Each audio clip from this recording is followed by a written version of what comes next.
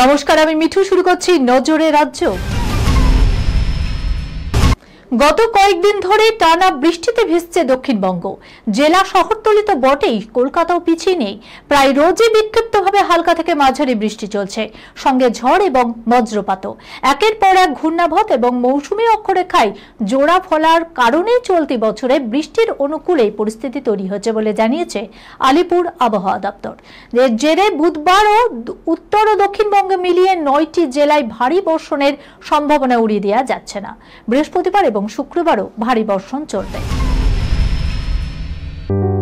সুনির্ণয় imaging centre private limited advance প্যাথোলজিতে thalassaemia screening, large size biopsy setup সহ সমস্ত পরীক্ষা, echocardiography, foetal echocardiography, CT scan, CT guided FNAC, 4D USG, USG guided FNAC, endoscopy, colonoscopy, uroflowmetry, spirometry, colour Doppler, digital X-ray, তাছাড়াও সমস্ত বিশেষজ্ঞ চিকিৎসকদের পরিষেবা একই ছাদের তলায় নিয়ে হাজির সুনির্ণয়।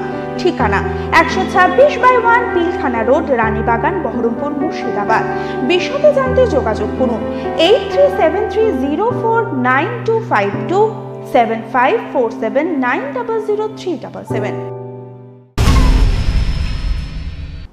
আবার কলকাতায় মিলল কলেরা আক্রান্ত রোগীর খোঁজ। কলেরার উপসর্গ নিয়ে বাইপাসের ধারের একটি হাসপাতালে ভর্তি বছর চারেকের শিশুকন্যা। সেই ঘটনার জেরেই শহরের যেসব জায়গায় জমা জলের সমস্যা দেখা দিয়েছিল সেই সব এলাকায় পানীয় জলের পরীক্ষা শুরু করে দিল কলকাতা পৌরসভা। এমনটাই জানিয়েছেন কলকাতা পৌরসভার ডেপুটি মেয়র অতীন ঘোষ। যেসব এলাকায় বৃষ্টির কারণে জমা জলের সমস্যা দেখা দিয়েছিল সেই সব এলাকায় পানীয় জল পরীক্ষা করা হচ্ছে, তাতে কলেরার জীবাণু রয়েছে কিনা তাও খতিয়ে দেখা হচ্ছে। দেখতে দেখতে এক যুগ পার, অপেক্ষার অবসান ঘটিয়ে ধূমকেতু ট্রেলার লঞ্চের অনুষ্ঠানে একসঙ্গে ধরা দিলেন দেব শুভশ্রী। ধূমকেতুর হিট গানের সঙ্গে হাসি মুখে দুইজন প্রবেশ করল মঞ্চে। সৌজন্য বিনিময় আলাপচারিতায় মেতে উঠলেন তারা দুজনেই।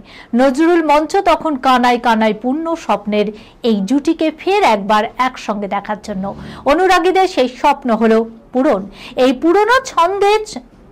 এদিন পুরনো ছন্দে ফিরলেন এই জুটি। সময় যেন থমকে দাঁড়িয়ে গেল এদিন নজরুল মঞ্চের প্রেক্ষাগৃহের অন্তরে। এই খবরের সঙ্গে শেষ করলাম আজকের নজরে রাজ্য। আপনারা দেখছেন টিভি 24 বাংলা, সংবাদ বিনোদন সারাদিন সারাক্ষণ।